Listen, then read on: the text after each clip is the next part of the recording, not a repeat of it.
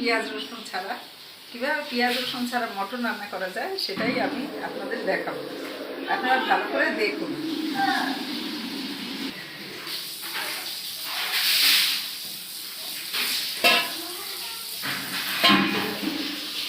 এবারে ধুয়ে নিচ্ছি।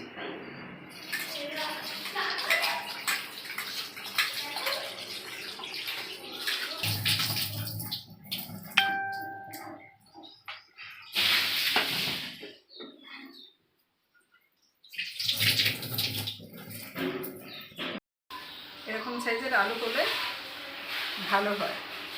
4 টুকরো করে নিলে টুকরোগুলো বেশ বড় বড় হয়।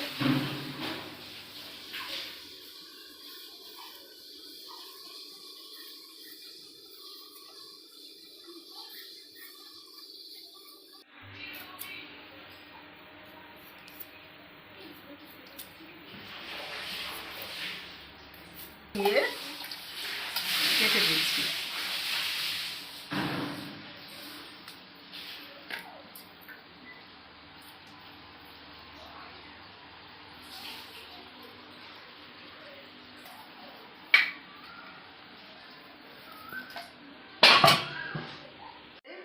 এই মিক্সার গ্রাইন্ডারে আমি ধনেটা নেব, জিরে নেব, শুকনা লঙ্কা নেব,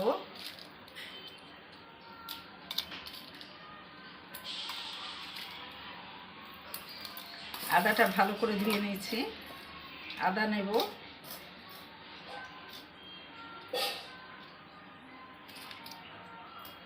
টমেটোটা নেব,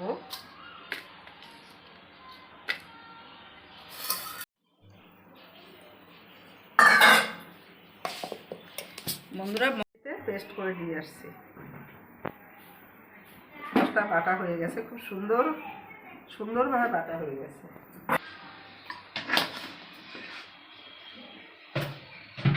আলুটা ধুয়ে নিচ্ছি, আলুটা ভালো করে ধুয়ে নিচ্ছি।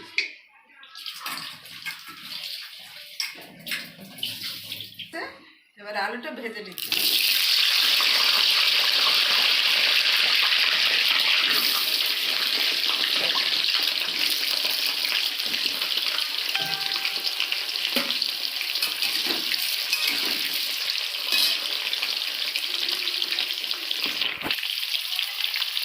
নুন দিচ্ছি,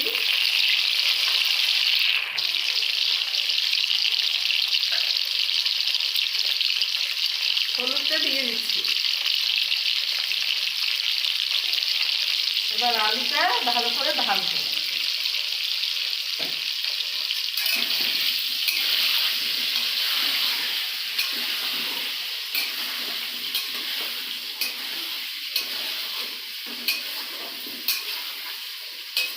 ভাজা হয়ে গেছে, আলুটা এবার তুলে দিচ্ছি।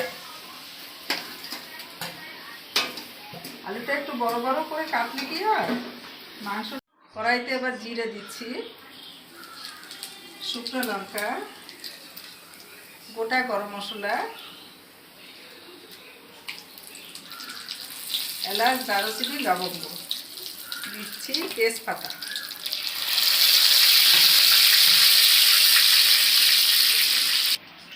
মশলাটা পেস্ট করে নিলাম না মিক্সিতে, এবার মশলাটা দিয়ে দিচ্ছি।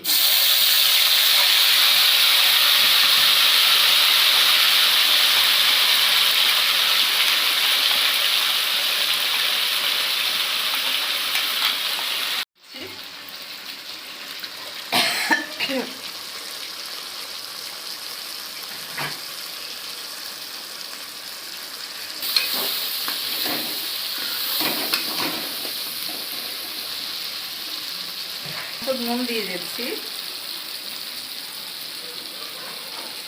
এবার দেব টক দই।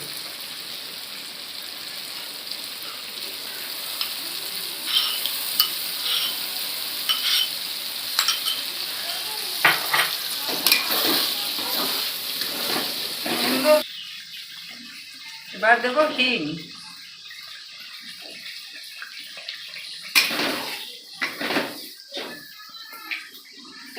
এবার মশলাটা আস্তে আস্তে কষাতে থাকবো।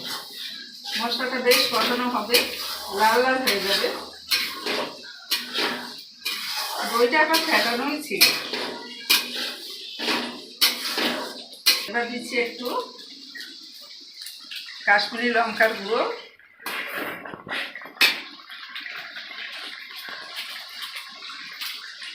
জিরের গুঁড়ো,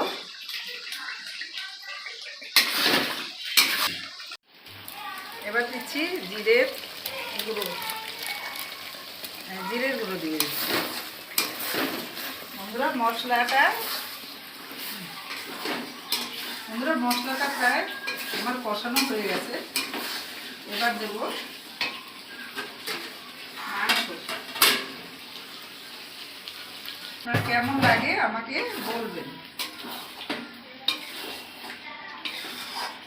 কড়াইতেই মাংসটা রান্না হবে। জল গরম হচ্ছে মাংসে দেওয়ার জন্য।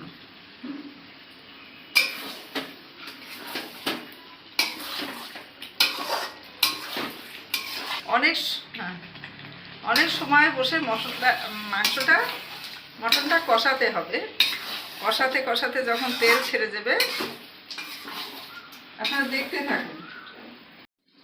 মাংসটা ঢেকে দিচ্ছি।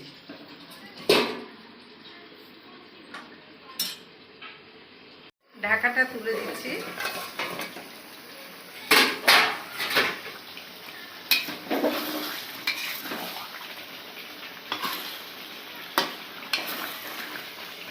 এবার অল্প জল দেব। গরম জলটা করেছি না, এই গরম জলটা অল্প অল্প করে দেব।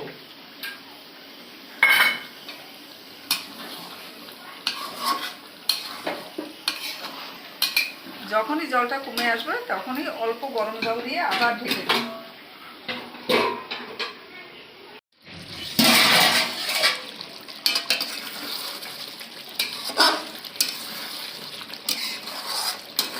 এবার জল দেব।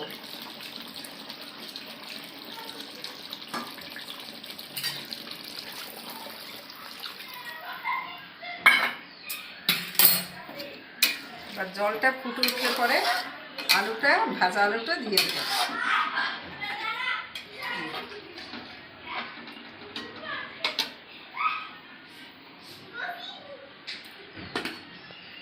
ফুটে উঠেছে, এবার ভাজা আলুটা দিয়ে দিচ্ছি।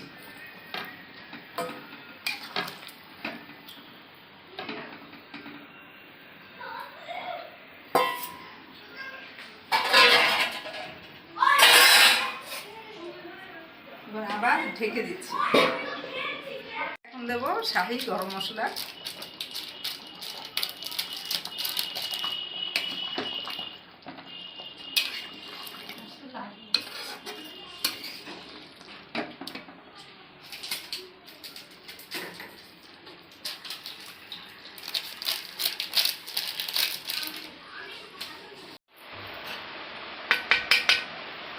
খাওয়ার পরে চলে যাবে, তাই না? খাওয়ার পর চলে যাবে। খাওয়ার পর চলে যাবে না? এমনি পাতা না, ওনারা দাও। দমের গরম সব কিছু করে গেল। কি গরম? কি গরম? মানে কি গরম? কি তখন তো ফুটছিল, বললি যে গরম? তাই একটু ফ্রিজে রেখে এসে খাবি? একটু ফ্রিজে রেখে আয় তাহলে। এই কথা। তুমি তো বললা। তা আমি যদি বলি তুই এখন স্নান করে আসবি?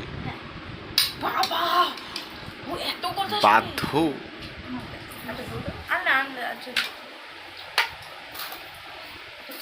কি দিয়ে খাচ্ছিস? কার হাতের রান্না খাচ্ছিস? কার মানে কার হাতের রান্না খাচ্ছিস? মাম্মা অনেকদিন পর মাম্মার হাতে যা আছে কয়ে গেছে। আমি এমন গান দিয়েছি।